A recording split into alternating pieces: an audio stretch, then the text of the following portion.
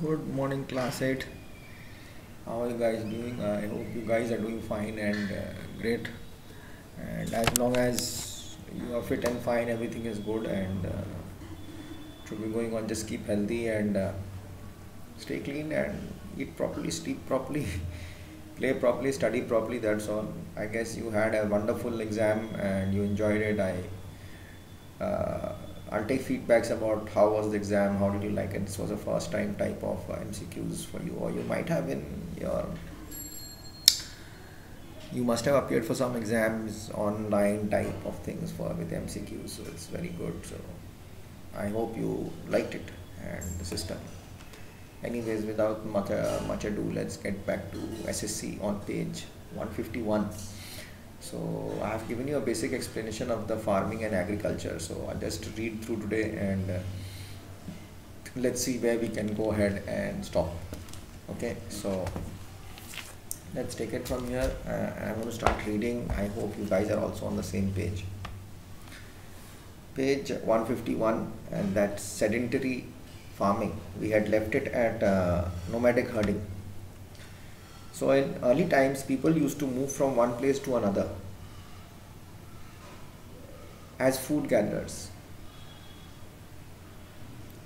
Now what happened is, this is in the history also as well, people had to move around for food. Now when this rain stopped and there was this drought type of things, then they again started hunting and gathering. They had more faith on hunting and gathering and they moved from places to places. Herder or shifting cultivator. When the farmer learned to maintain soil fertility, he settled down at one place. He adopted technique like crop rotation to conserve soil fertility. He also developed simple tools for cultivation and started rearing cattle. In his free time, he developed some cottage industries based on local raw materials. These activities supplemented his income as a settled farmer. Sedentary farming. They find a place, they start doing it and they do that rotation crop so that the soil also stays fertile. Hunting and gathering also as well goes on. Plus with the raw material, he starts to open a small cottage industry so that it supplements his source of income and they keep settling down there. Intensive farming. In intensive farming, the farmer tries to get the maximal possible output from a small plot of land. The farmer uses simple tools and abundant human labor. This type of farming is mostly practiced in densely populated countries of the monsoon region. Due to low growing seasons and fertile soil, the farmer is able to grow 2 or 3 crops annually on the same land. Rice is the most important crops grown. Other crops cultivated are wheat, maize, sugarcane, pulses and oilseeds. On the same land, they do a farming or agriculture of 3 times a year. And they try to take out as much as possible output from that. Is intensive and huge labor is also used. Abundant human labor is needed. Commercial farming, that is only for business. In commercial farming, the crops are grown and livestock are reared in the for sale in the market. Personal use is done, but it's 98% is for sale in the market. Commercial farming can be intensive or extensive. The farms are generally large in size and the investment are also high. The farmers try to keep the cost of production as low as possible. Most of the work on the farm is done by machines. This type of farming is mostly practiced in the prairies of North America, the pampas of South America and the steppes of Eurasia. Commercial grain farming in the middle latitudes is essentially of this type.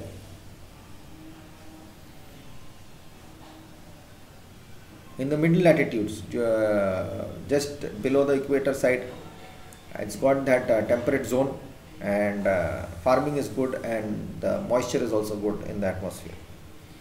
Now extensive, we did intensive and now this is extensive. Extensive farming is mostly practiced in the sparsely populated areas where abundant land is available which is suitable for farm. Less people, huge land. The land holdings are usually large and the farm work is done by machines. 1 or 2 commercial crops are generally grown. The most important crops grown are wheat and maize. The total output is high but the yield per hectare is low. In some regions, the winter season is long. This restricts the growing season. In such areas, only a single crop can be grown. Even though if you have the land, if your atmosphere and the climate does not support, you cannot have that farming. On a thing they do the farming, but on a large basis it does not run so well. It all depends upon the climate. Mixed farming. Now in a mixed farming, livestock are reared along with crop farming. Fodder crops are cultivated along with food crops. Fodder crops are crops for the animals to eat. Cattle rearing for milk and meat is an important feature for mixed farming. It is mostly practiced thickly populated areas of Europe, Eastern USA,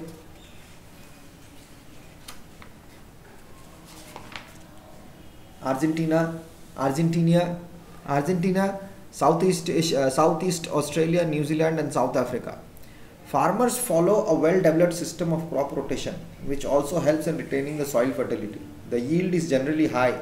Efficient methods of farming, quick means of transportation, and a ready market in the nearby thickly populated areas ensure good returns for the farmers. Okay, I'll come back in the next video.